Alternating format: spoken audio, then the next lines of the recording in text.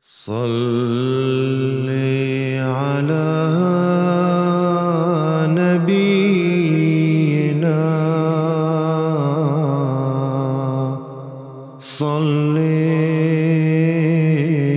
على محمد.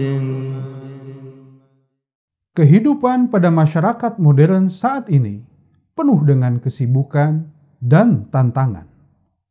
Kehidupan seperti ini kemudian menyebabkan timbulnya berbagai penyakit seperti depresi dan kecemasan.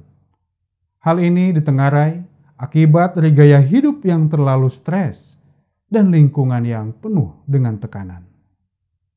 Sebagai Muslim, kita yakin bahwa Allah Subhanahu wa Ta'ala telah menetapkan aturan-aturan agama yang mengandung hikmah, yang mana jika kita menunaikannya, maka amalan tersebut akan mengarahkan kita pada kehidupan yang lebih baik. Dengan memeriksa dan menjelajahi berbagai aturan dalam agama Islam, lalu mencari kebermanfaatannya, maka kita tidak hanya akan memahami apa saja kebijaksanaan di baliknya, tetapi juga mulai benar-benar mendapatkan berbagai manfaat yang istimewa darinya. Aturan yang paling mendasar dalam agama Islam adalah beribadah kepada Allah Subhanahu wa Ta'ala melalui sholat.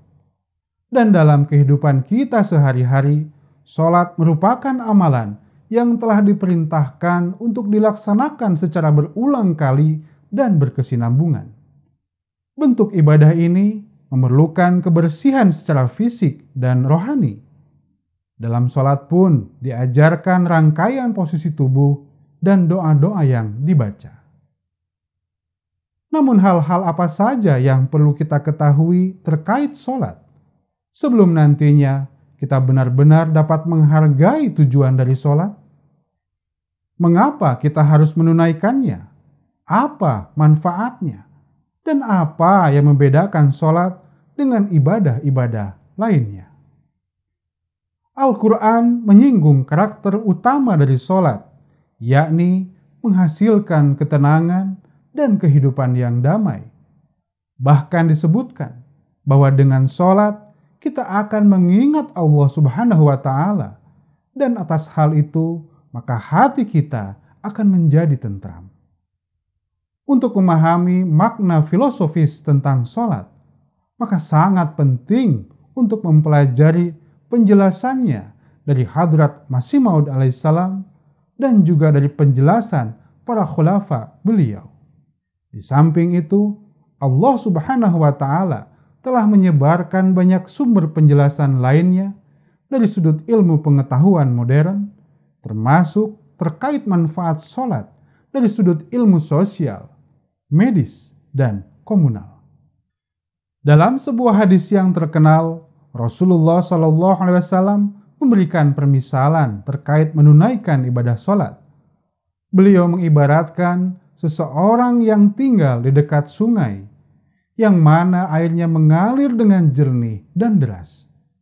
Ia lalu mandi 5 kali dalam satu hari dalam sungai tersebut. Lalu Rasulullah SAW menjelaskan bahwa tidak mungkin baginya akan tersisa kenajisan sedikit pun dalam tubuhnya. Hal serupa akan terjadi saat seorang mukmin menunaikan ibadah sholat 5 waktu secara berkesinambungan, karena sholat akan mensucikan dirinya dari semua dosa. Dengan demikian, maka sholat menjadi bagian mendasar dan tak terpisahkan dari iman kita. Dan sholat menjadi sebuah proses yang memberikan dampak istimewa bagi kehidupan kita sehari-hari.